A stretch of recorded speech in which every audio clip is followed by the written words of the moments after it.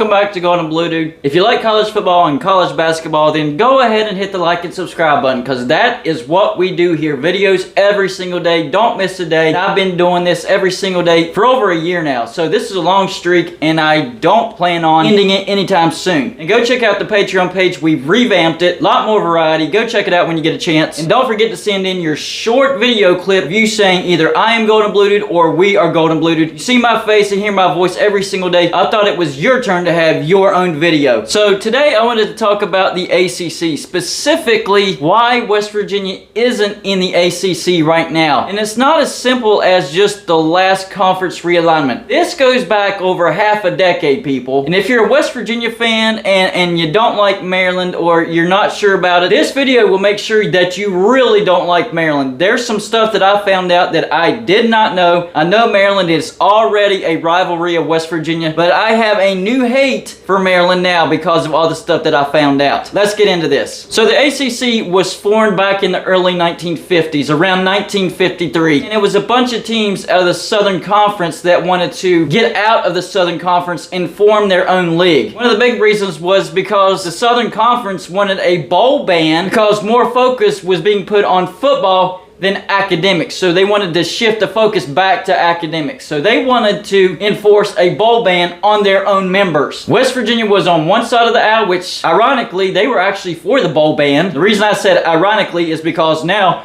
academics is being blamed for why West Virginia isn't in the ACC. And Maryland was against the bowl ban. They were a powerhouse back in the early 50s. A lot of people don't realize that. So they were definitely against that bowl ban. That's what started off this whole war between Maryland and West Virginia. Now, in 1953, West Virginia actually tried to be one of the founding members of the ACC. The athletic director, Ray Hawley, for West Virginia, wanted to join Clemson, South Carolina, North Carolina, Maryland, NC State, and Wake Forest to start the ACC. But West Virginia was left out. They were voted out, and the reason was stated that travel was too difficult to get to Morgantown. Now, you got to remember, this was before interstates. So no interstates.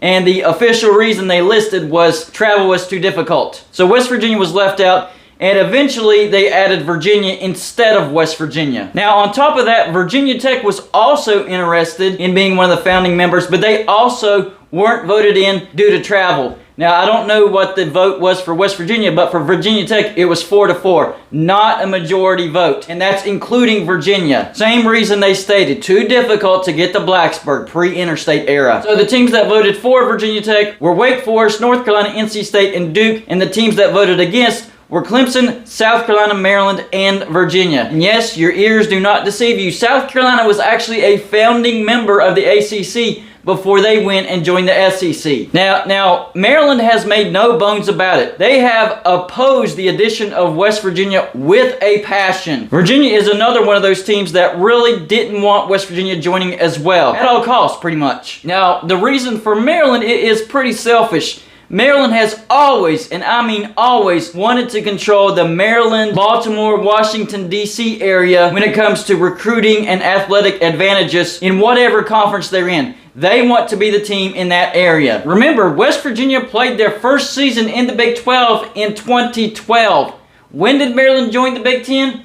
2014. So yes, they were there the last time West Virginia was trying to get into the ACC. That's why it's a big deal that they're no longer in the ACC, and that opens the door even bigger for West Virginia to come into the ACC. In the 1970s, they voted against Florida State, which that's all the way down in Florida, so I don't know what Florida State ever did to them. But in the 1980s, they also voted against Penn State. Yes, that's right, Penn State was up to be in the ACC, and Maryland was one of the teams that voted against Penn State. Now, I will admit this, a lot of people have told me that Maryland is a bigger rival than Virginia Tech and arguably Pitt. And I'm like, what are you talking about? No, not even close. Pitt and Virginia Tech are biggest rivals.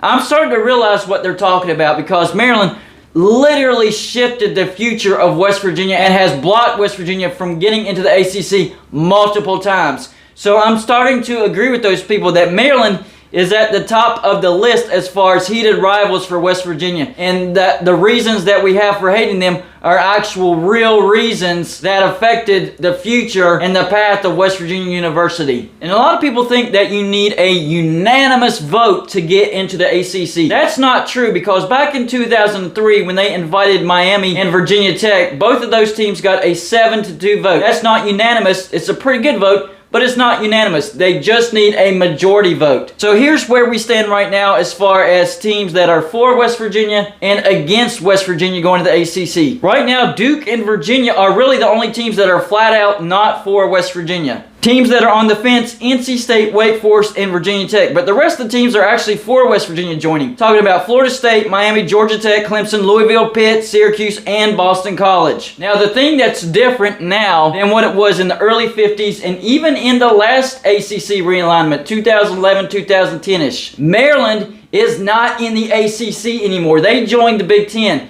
And that's why things are very different this go around. Maryland was the linchpin that kept West Virginia out of the ACC. They are gone. Their voice is gone. And apparently they had some big influence because they're listed as the major reason why West Virginia never joined the ACC. Now, what a lot of people don't realize is we're trying to get all the votes, including Virginia and Duke. So there are a few things that the ACC have requested West Virginia to do in order to get the unanimous vote. One of them is extending the airfield to the airport in Morgantown. And guess what? They've done that. West Virginia approved that this past year, and it's set to be completed in 2025. And that's one of the stipulations that the ACC put down that said, hey, this is what you have to do if you want to get into the ACC. And West Virginia is doing it. So I'm putting everything together. So my sources have been telling me that West Virginia and the ACC have been in talks. I've been talking about it since back in August. Now I found out that these stipulations that they put down, West Virginia is actually accomplishing.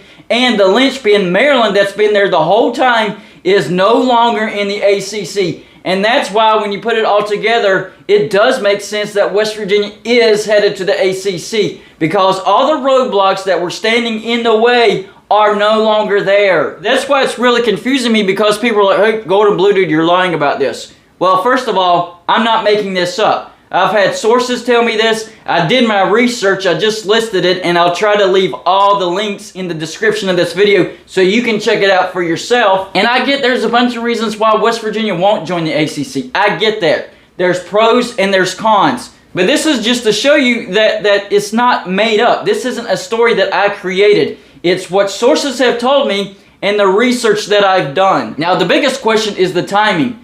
When would West Virginia join the ACC? Probably the best guess would be in 2025. Number one, that's when the extension of our airfield is set to be done. And number two, that's when our contract with the Big 12 will be over, because West Virginia cannot afford a buyout. We cannot afford a buyout. So as far as actually joining the ACC, I would say 2025, unless something crazy happens with the Big 12 and buyouts are done away with. But the announcement timing, that's the biggest question. And that would probably be after they accomplish what they need to accomplish as far as what the ACC set down for guidelines for West Virginia to join the ACC after all that is done. So the airfield is set to be done in 2025 as far as the extension. So the announcement and the joining could be in the same year, 2025. I'm hoping the announcement comes sooner than that. But as far as things fitting together, we could be waiting a few more years as far as actually hearing an announcement. But all the things that need to be done, all the roadblocks that needed to be done away with, are completed. Now we're just waiting on the stipulations to be accomplished. If West Virginia does indeed end up joining the ACC, we are very grateful for the Big 12, because they accepted us in a very treacherous time, a time of turmoil, a time where West Virginia was uncertain about their future as far as which conference we were going to be a part of. So West Virginia, we're grateful, very grateful to the Big 12. It's just we've never fit into the Big 12. The Big 12 is a Midwest conference, and West Virginia is not a Midwest team. So it's never been a comfortable fit for West Virginia. And I don't think it's ever been a comfortable fit for the Big 12 as well. I think it goes for both sides, not just for West Virginia. So the bottom line is West Virginia joining the ACC remains to be seen. It hasn't happened yet. I know they've been talking, but it hasn't happened yet. But I'm giving you all the information as to why it most likely will happen. So I'll give you the links. You do your own history, your own research, and come up with your own conclusion. Whenever you do that, leave your comments in my comment section and let me know what you found out. That's all I got for you for this show. Like and subscribe if you haven't already, and I'll see you on my next show.